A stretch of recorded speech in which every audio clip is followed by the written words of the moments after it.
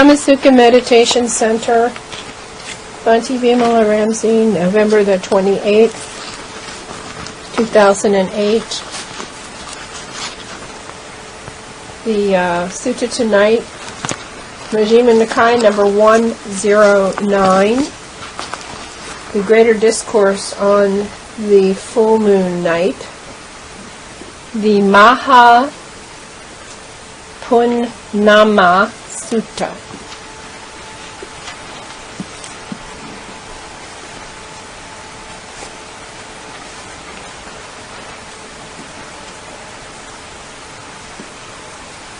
Thus have I heard on one occasion the Blessed One was living at Savatthi in the eastern part, in the palace of Nagara's mother.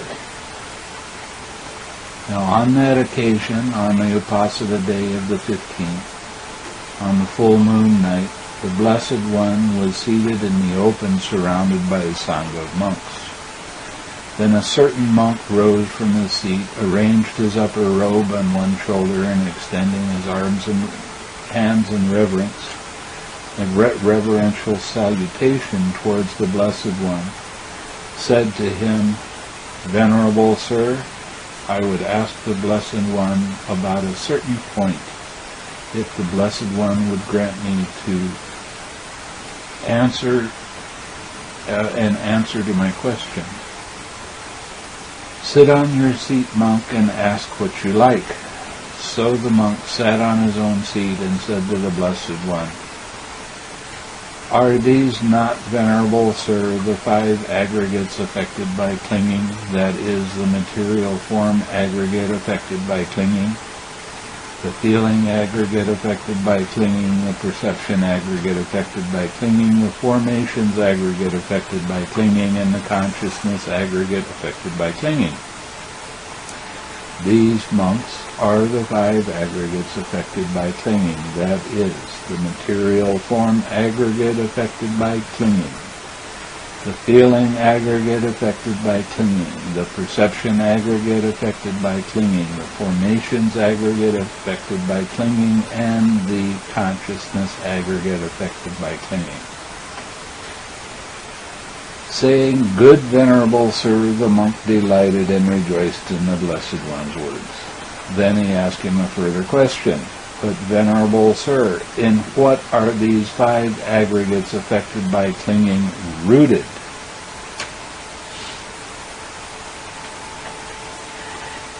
Craving.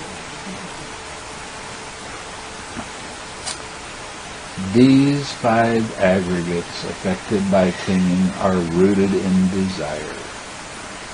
Now this is a marginal, this is what I need the Pali of the Majjhima Nikaya for.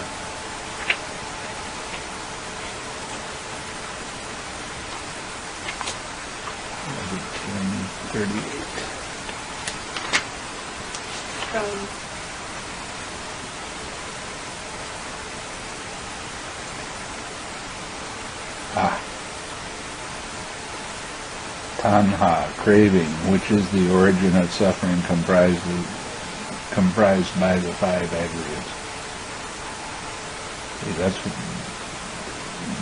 he took a liberty of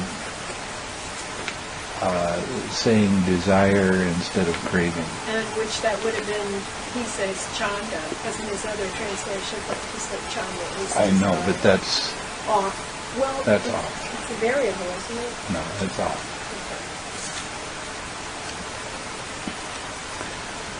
Venerable Sir,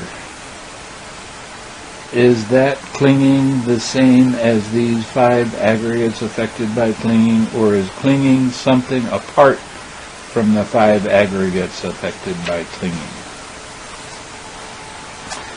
Monk, that clinging is neither the same as the five aggregates affected by clinging, nor is it clinging is the clinging something apart from the five aggregates affected by clinging. It is the craving and lust in regard to the five aggregates affected by clinging that is the clinging there. Get it? Want it again?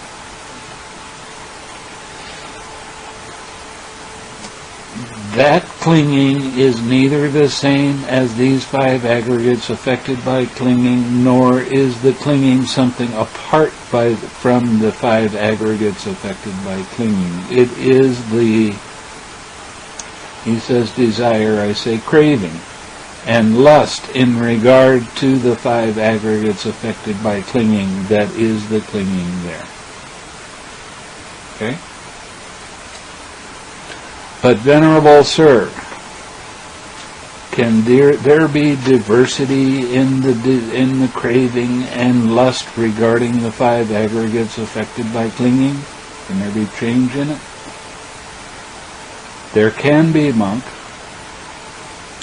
The Blessed One said, "Here, monk, someone thinks thus. May my material form be thus in the future. May my feeling be thus in the future. May my perception be thus in the future. May my formations be thus in the future. May my consciousness be thus in the future." Thus there is diversity in the desire or craving and lust regarding these five aggregates affected by clinging. But Venerable Sir, in what way does the term aggregates apply to the aggregates?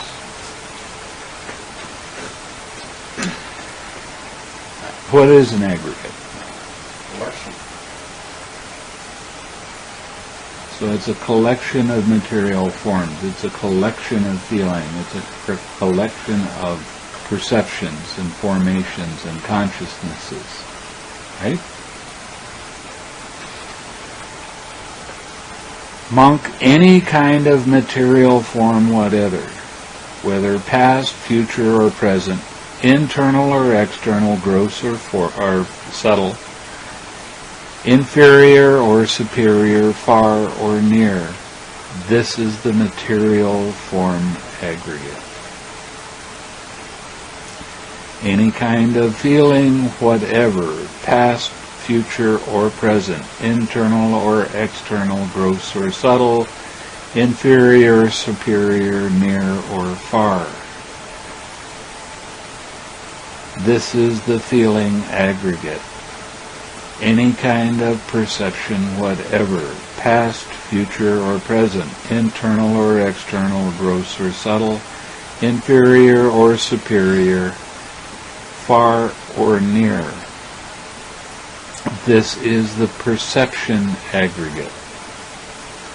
Any kind of formations whatever, whether past, future, or present, internal or external, gross or subtle, inferior or superior, near or far. This is the formations aggregate. Any kind of consciousness whatever, whether past, future, or present, internal or external, gross or subtle, inferior or superior, near or far. This is the consciousness aggregate. In this way, monk, that term aggregate applies to the aggregates. So basically he's saying any kind of aggregate it is that one of those five classes.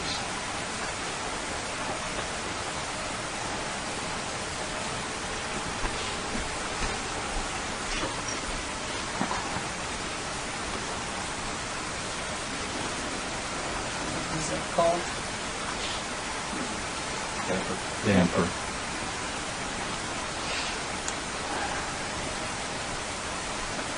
What is the cause and condition, Venerable Sir, for the manifestation of material form aggregate? What is the cause and condition for the manifestation of the feeling aggregate, the perception aggregate, the formations aggregate, the consciousness aggregate? The four great elements, monk, are the cause and condition for the manifest of material form aggregate. Okay? earth, wind, fire, water. Everything has these aggregates in them, or the opposite. Fire can be cold, but it's still part of the fire element. Everything is made up of these four aggregates in different degrees. So a rock looks harder than the rug, but it still has the elements. They're just different degrees of the elements. Contact is the cause and condition for the manifestation of the feeling aggregate. There's no contact, there is no feeling. Contact is the cause and the condition for the manifestation of the perception aggregate. Why? Because you must have some type of contact with whatever it is you're perceiving. Right. Can't perceive What is something perception? The naming of what you see. The process of the naming of what you see. So in order to see it, contact has to occur. Therefore, it's... In other words, it's the first R. Recognize. Contact is the cause and condition for the manifestation of the formation aggregate. Okay? Mentality, materiality is the cause and condition for the manifestation of the consciousness aggregate. And this is where a lot of people that are practicing one-pointed concentration, they forget. They just go to the mentality and they don't have their body anymore. And mentality, materiality is commitment with consciousness. That's right. Therefore, if you're practicing one-pointed teaching and you're trying to do one thing like this, it can't possibly be the same thing. There you go. It can't possibly be. There you go. And I've only been saying this for how long?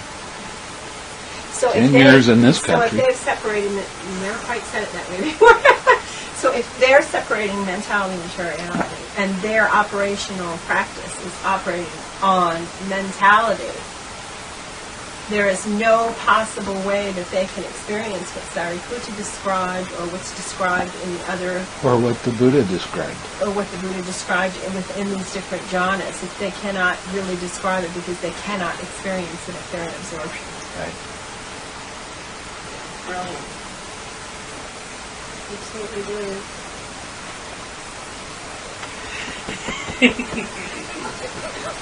He's glowing. Venerable Sir, how does identity view come to be?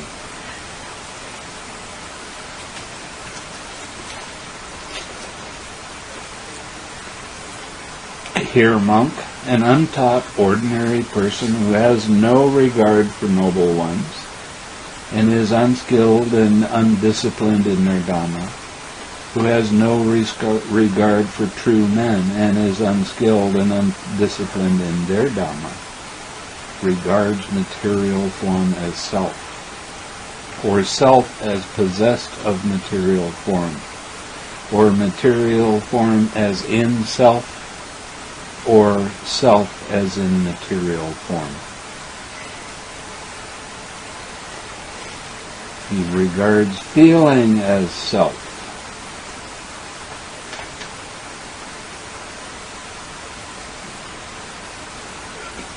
Or self as possessed of feeling. That's the one. You think yourself, that every time a feeling arises, you think that that's yours.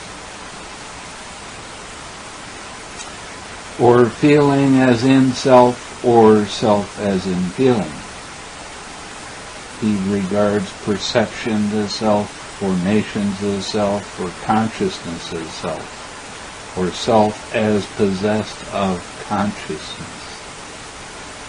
or consciousness as in self, or self as in consciousness. That is how the identity view comes to be. But Venerable Sir, how does identity view not come to be?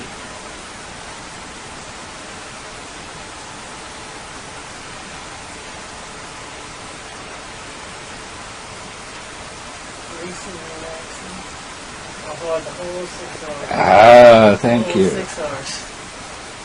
Whole body change. Here, monk, a well-taught disciple, a noble disciple who has regard for noble ones and is skilled and disciplined in their Dhamma, who has regards for true men and is skilled and disciplined in their Dhamma, does not regard material form as self or self as possessed of material form, or material form as in self or self as in material form. Now that's a lot of words, but what does it actually mean? If you're seeing things through dependent origination and you see the feeling arise and right then you start relaxing, none of this other stuff comes up. You have this clear mind that's bright, that's alert, and extremely clear. There's no tension and tightness in your mind or in your body. And then you see material form for what it really is. What is material form? It's the aggregates that are just mashed together in one way or another. Now, these are the kind of things that you want to carry with you with your daily activities.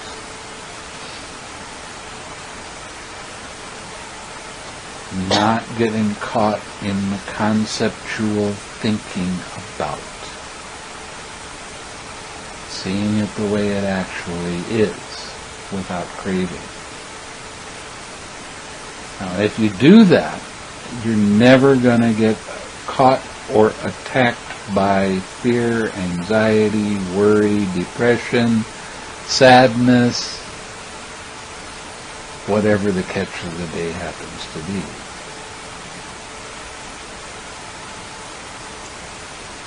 Now, that's what you're working for. That's what you're working for all of the time. Realizing that when these things start to come up, you sharpen your awareness so that you can see. There's contact, there's feeling, whoops, let's relax. Because if you don't relax, you start getting into your conceptual thinking. Any time you get into your thinking, you're thinking in terms of concepts. And you're identifying with those thoughts and those feelings personally. And that's just a continuation on of the suffering.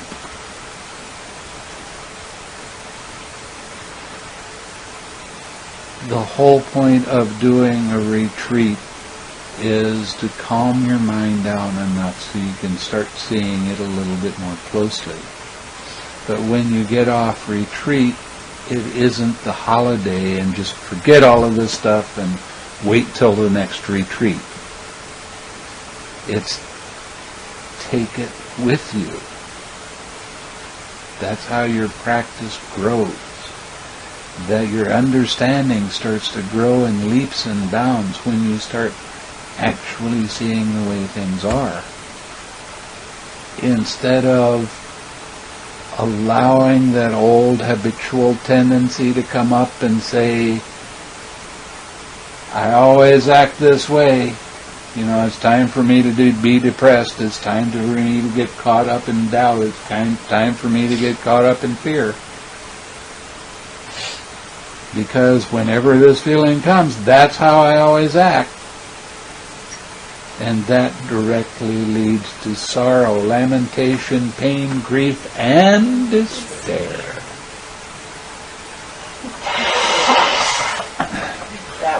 And that hurts. You hurt yourself. Why? Because you're identifying with all of these feelings and thoughts, you're taking them personally, and your mindfulness is not sharp enough to catch it. One of the reasons that I keep on impressing on people to develop a sense of humor about themselves is because that gives you the perspective. When you start laughing at how crazy your mind is for taking this stuff on, it's not yours anymore.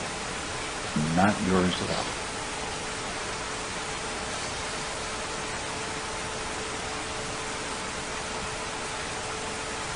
And it starts sharpening up your awareness. Then you start seeing it as it actually is. Oh, it's just this hindrance. I'm just on the floor in the trailer.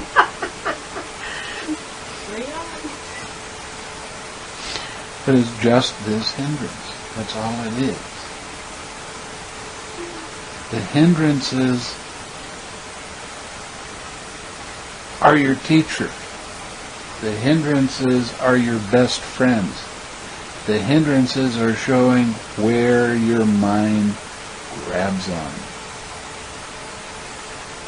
Your sense of humor is the thing that lets go of that tension and tightness. So you can see it as an impersonal process. You're not seeing it as a personal, this is me and I have to sit down and think it through and think it out. You just have to be able to be aware of what your mind is doing in the present moment. Yeah. Doesn't one need to tend to one's own well-being and best interest? You will naturally. But let's take worry, for example. How much does worry help you attend to your own business? Takes you out of the present moment, makes your mind tense and tight, makes lots more thoughts arise, and you lose huge expanses of time. Every time this feeling comes up, you're going to go back into your worry. And you can say, well, all I have to do is solve what I'm worrying about. But the only way you really solve it so it won't come back is by learning how the process works and 6Ring it.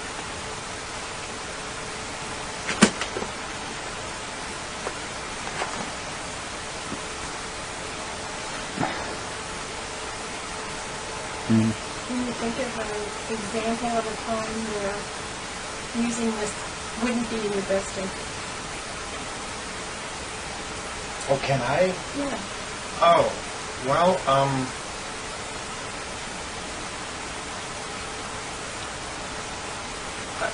I suppose if somebody walked up and took a swing at me, and if I didn't have some sort of emotional response that got the adrenaline going, I might get my head knocked off.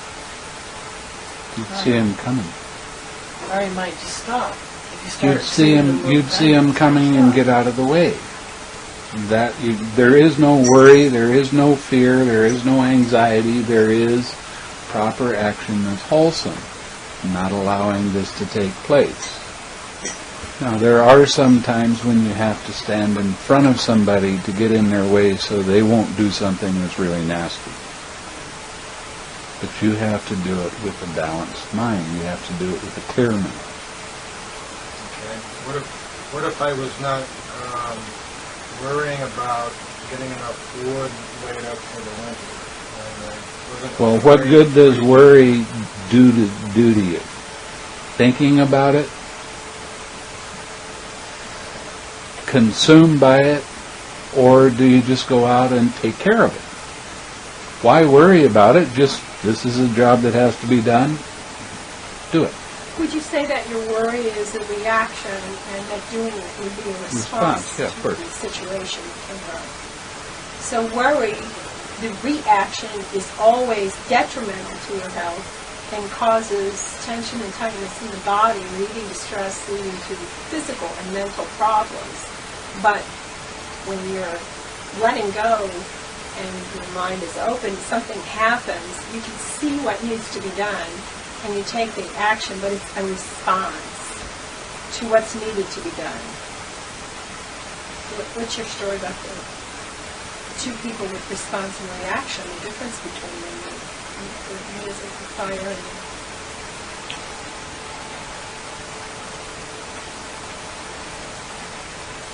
Now, there is some talk about fear and dread of wrongdoing. But it's not all-consuming. It's just recognizing that if you break this rule, if you do this wrong, if you break one of the precepts, you're going to suffer for it. And you don't want to suffer, so you back away from not doing it anymore. Now, that is just part of more and more awareness of what you're going to do before you do it. And that leads to a more uplifted, wholesome mind. And that leads to your being more alert in the present moment. I had a friend. Her husband was going to have to go in for a operation. She's renowned for worry. She found out a week before he had to go into the operation, and she worried herself sick, literally. And every day she'd call me up and tell me about her worries and how afraid she was, and he might die, and she was going into all kinds of nonsense stuff. Finally, I got fed up with it. I said, I don't want to hear this anymore. All you're doing is spinning your wheels. How does it make you feel to get so involved in your worry? Does that make you feel happy? Are you able to help your husband while you're so caught up in yourself and your thoughts and your fears and your anxieties? And basically what it comes down to is people get caught up in their fears and doubts and worries and these kind of things because they feel a little bit on the helpless side. They don't know what to do. So I'll always fall back on the way that I've always acted my whole life. A stressful situation comes up, I'm going to get into my fear and worry and anxiety and whatever. There's no clarity in there. And you cloud yourself. Drinking your water. You cloud yourself. And you stop yourself from being uplifted and wholesome and helpful because of that old tape that's running through.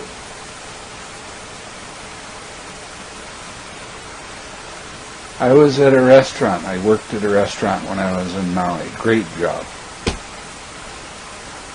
Somebody took an ashtray and dumped it in with all the paper napkins and all of that kind of stuff, and one of the cigarettes was gone. And it smoldered for a little while, and I'm across the room taking care of business, and all of a sudden I start hearing people start yelling, "Fire! Fire! Fire! Fire!" And I looked and I went, oh yeah, I see a lot of smoke coming out of this trash can. So I very calmly walked over and got a pitcher of water and put the fire out. Now all these people that were standing around it were yelling, and they didn't respond to what needed to be done.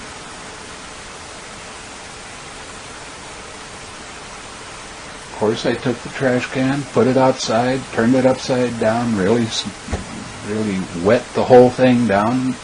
No problem. They spent their whole rest of the shift talking about how afraid they were. What a waste of time. I mean, okay, there's a problem. Let's go solve the problem. No problem anymore. Go back to work. But look at what they were doing. The mental energy that they burned up because of that situation and how poorly they handled it. And they were extremely glad that I was there to not be caught up in the emotion of the moment.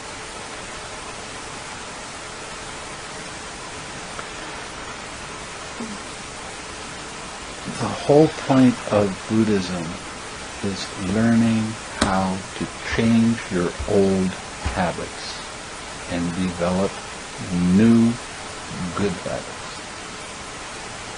Change your old habitual thinking of every time this kind of feeling comes up, there's a poor me involved in there. And then depression, and then sadness, and then all kinds of confused thinking. Okay, Hopelessness. But there's all kinds of confused thinking. Why is this happening? Because there was a similar situation that happened when I was a kid, and I acted that way.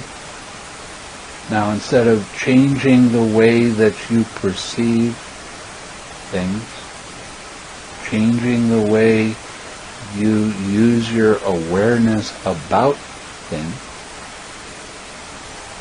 it's easier just to fall back in this old habit. And cause yourself sometimes days, sometimes weeks of suffering.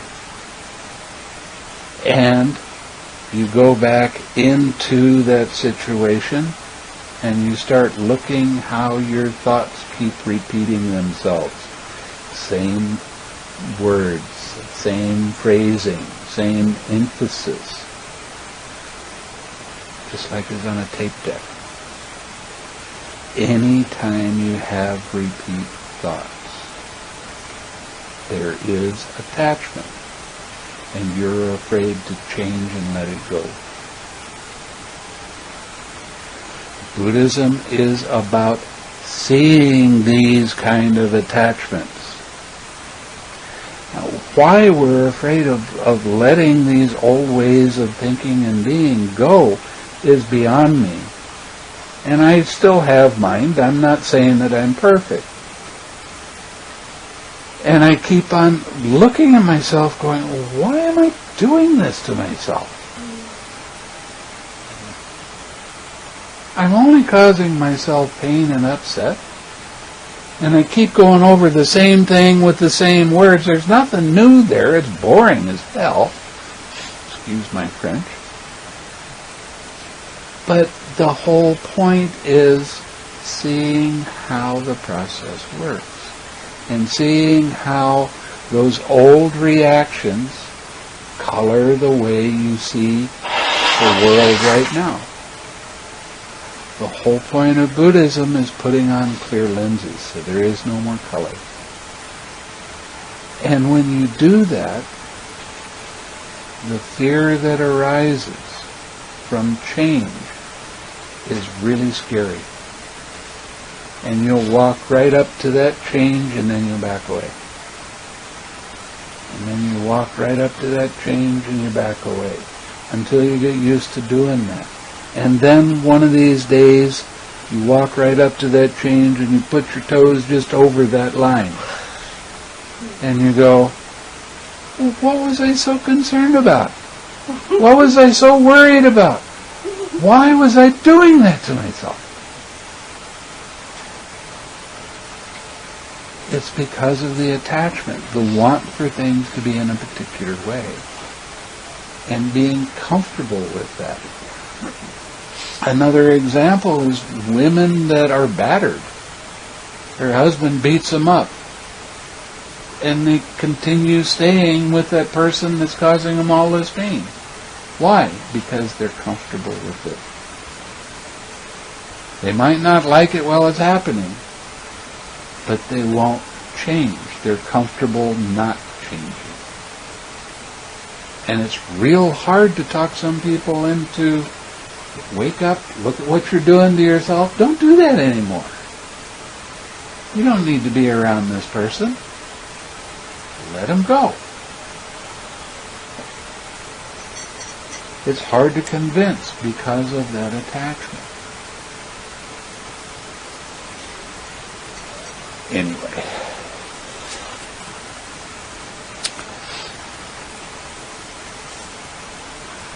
What, Venerable Sir, is the gratification? What is the danger? And what is the escape in the case of material form?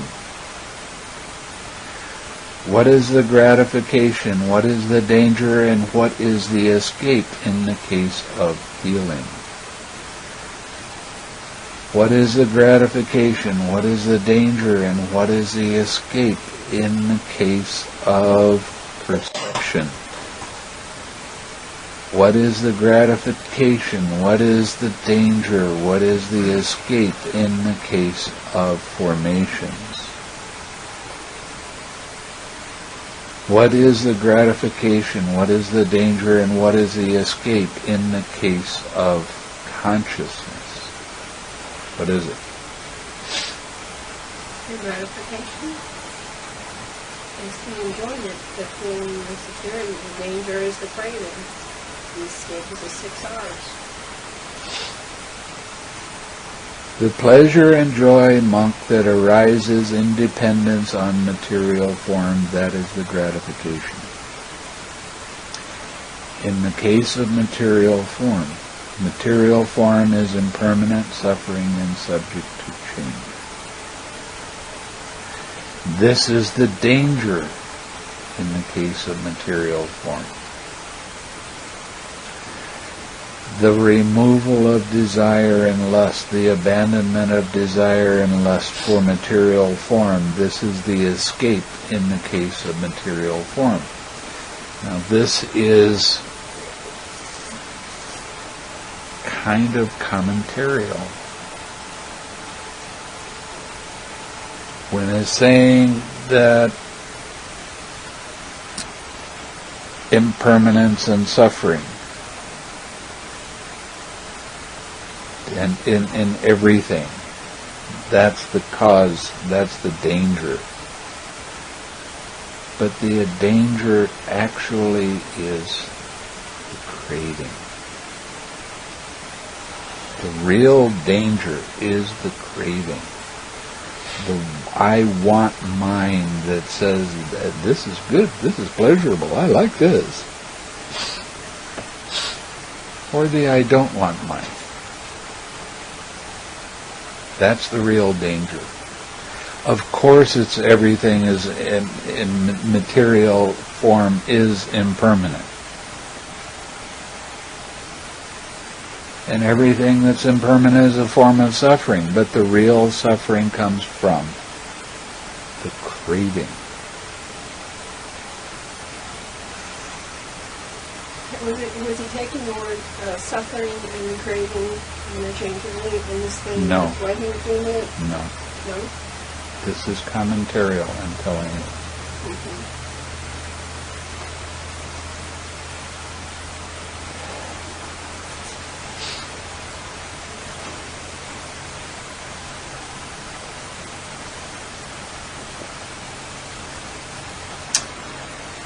The removal of desire and lust, the abandonment of desire and lust for material forms. Craving.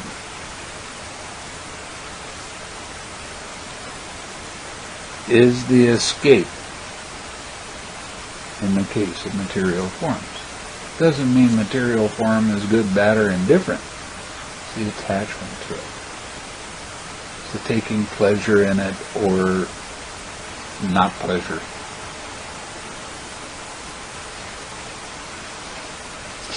The pleasure, the joy that arises in dependence on feeling, on perception, on formations and consciousness.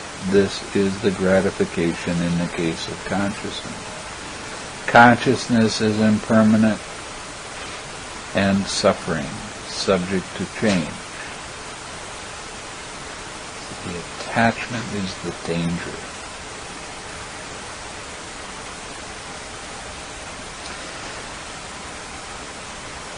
This is the danger in case of all of these. The removal of desire and lust, the abandonment of desire and lust for consciousness, or all of the other aggregates. This is the escape. So the removal of desire and lust is the removal of craving.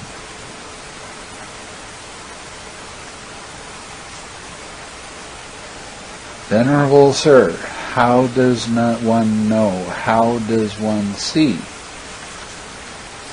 So that in regard to this body with its consciousness and all external signs, there is no I-making, mind-making, underlying tendency to conceit. Monks, any kind of material form whatever, whether past or present, internal or external, gross or subtle, inferior or superior, near or far, one sees all material form as it actually is with proper wisdom. What does that mean? One sees all material form with the observation of the perfect image. Right. See how it makes sense? But if you didn't have that definition, how it just, wisdom is, what does that mean? I went to a Christian church one time. I was taking a lot of the old people at the nursing home. They wanted to go to this church because they liked this guy because he sang a lot. And he got up and he had a 15 or 20 minute discourse on the importance of developing your wisdom.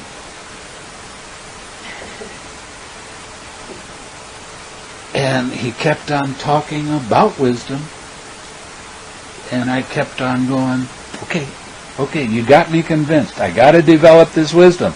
I really need to develop it. And then he just stopped. And I was like, tell me how. Come on. You're not giving me enough here. We got to have more. I just told you how.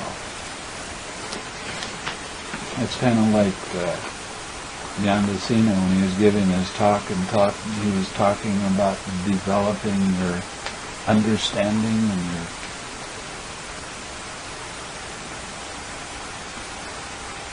your perception of things. And he never told you what it was. So when I got up on the talk, I did. Troublemaker. Okay, so it's one sees all material form as it actually is with proper wisdom thus. This is not mine, this I am not, this is not myself. Any kind of feeling, whatever, any kind of perception, whatever, any kind of formations, whatever, any kind of consciousness, whatever.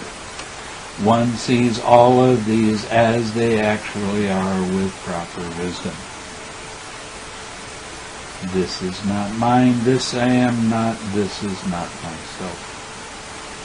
It is when one knows and sees thus in regard to this body with its consciousness and all external signs, there is no I-making, mind-making, or underlying tendency to conceit. Then, in the mind of a certain monk, this thought arose. So it seems material form is not self, feeling is not self, perception is not self, formations are not self, consciousness is not self. What self then will actions done by the not self affect? So Say it one more time. What then? What then? What self then will actions done by the not self affect? If you have not self, you don't have self. Well, then the Blessed One, knowing in his mind and the thought in the mind of the monks, addressed the monks thus. It is possible, monks, that some misguided man here, obtuse and ignorant, with his mind dominated by craving, might think that he can outstrip the teacher's dispensations thus. So it seems material form is not self, and he goes through the whole thing. What self then will actions done by the not self affect?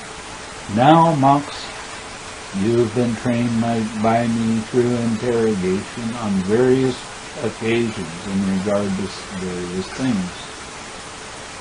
Monks, what do you think? Is material form permanent or impermanent? Impermanent, Venerable Sir. What is impermanent, suffering or happiness? Suffering, Venerable Sir. Is what is permanent, suffering, and subject to change fit to be regarded thus? This is mine, this I am, this is not, this is myself? No, Venerable Sir. Okay. Monks, what do you think? Is feeling, perception, formations, consciousness permanent or impermanent? Impermanent, Venerable Sir. Is what is impermanent, suffering or happiness? Suffering, Venerable Sir. Is what is impermanent, suffering, and subject to change fit to be regarded thus? This is mine, this I am, this is myself? No, Venerable Sir. Therefore, monks, any kind of material form whatever, whether past, future, or present, all material form should be seen as it actually is with proper wisdom thus. This is not mine, this I am not, this is not myself. Any kind of feeling, whatever, any kind of perception, whatever, any kind of formations, whatever, any kind of consciousness, whatever, should be seen as it actually is with proper wisdom thus. This is not mine, this I am not, this is not myself. Seeing thus, the well-taught noble disciple becomes disenchanted with material forms, disenchanted with feeling, disenchanted with perception, disenchanted with formations, disenchanted with consciousness. Being disenchanted, he becomes dispassionate. Through dispassion, his mind is liberated. When it is liberated, there comes the knowledge it is liberated.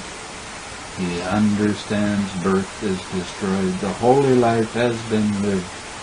What had to be done has been done. There is no more coming to any state of being. That is what the Blessed One said. The monks were satisfied and delighted in the Blessed One's words. Now, while this discourse was being spoken, through not clinging, the minds of 60 monks were liberated from the chains.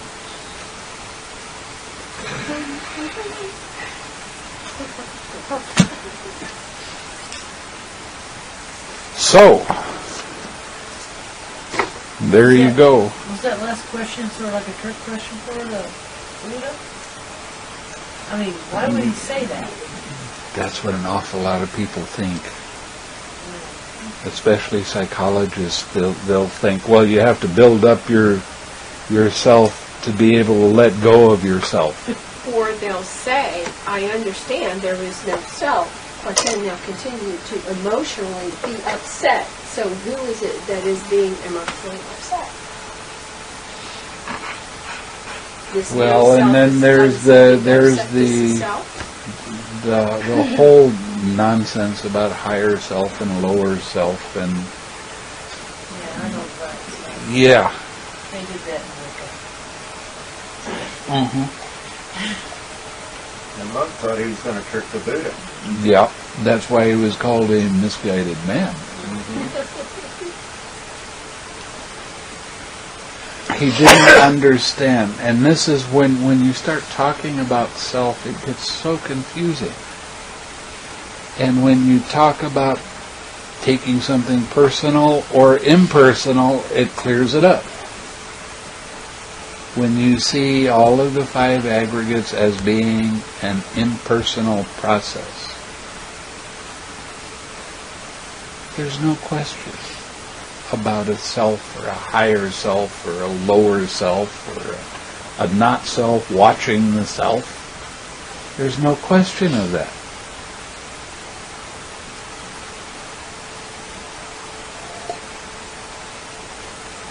That first phrase about the material form, self in material form, self in material, not those four pieces. That was in that first sutta in the Nikaya. I know. In that one that they said had everything. That was the art. I got another book for you. So there, You done reading with it? Not One I quite. gave I'm you? not quite finished this one. And I really wanted. Well, all right.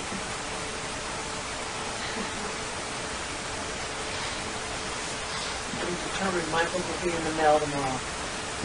I hope you're right.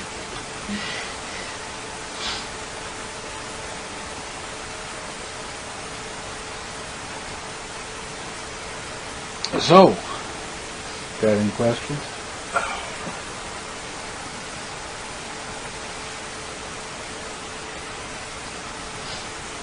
The five aggregates are just another way of looking at dependent origination. There is no self. There is no self. Everything is part of an impersonal process, Then, and it is dependently arising. if there is no self, how can there be rebirth? What is reborn? You're being reborn all the time. One set of dependent origination arises and fades away, another one arises. There is a continual birth, death that happens. Think of your cells in your skin. Your skin is constantly dying, but it's also constantly growing and being reborn. It's the same concept. I'm talking about... There's a rising and passing away of phenomena. That's what's happening. That's what is reborn. There is a life continuum that happens that has karma involved with it, depending on the actions of what you've done, where you'll be reborn. But you can be reborn here in hell if you want.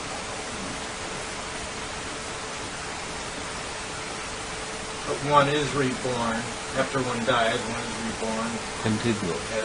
as a baby again through the whole cycle. If There no is a self, life continue. There is no self. Is there There is- spirit? No. Is there... The answer is no. Did you give them energy? There's a being moving from life to life. The book says there is a being. There's no being that's moving life to life. There's only energy. And energy, remember we did that energy is movement, right? Movement, vibration. Movement and vibration. Okay. Yeah. And vibration can only occur with tension, right? You have to have tension in order for vibration to occur. Isn't that true? True. Well, I mean, just look I at never it. took physics. But just look at it. It's reasonable to look at the If you're talking about vibration of a rubber band in between it, or Any a guitar kind of string, vibration. I don't- Vibration. electromagnetic rays or vibration. I don't know if there's tension in that. I don't know. Is there a tightness in a wave before it can have a vibration? So tightness in a wave before. Without vibration, there was not a wave like that. Can you have movement without tension? I don't see the relevance of your... Because where you're going with your whole entire practice is to find out what it's like with no tension and no tightness, Right. no movement. Nibbana is the ceasing of the movement, the ceasing of the tension and tightness. But I've never heard the book refer to energy being what is experiencing a rebirth or having the rebirth. That's the life continuum. A life continuum. There is a life continuum. I like that. But it's not like your life, it's continuing. It's not a you or a There spirit is or a you. force of the karmic actions, past actions, that cause the life continuum to continue, Continue. along with craving and clinging and all that other stuff. Do the discourses address the life continuum? Sure, why not?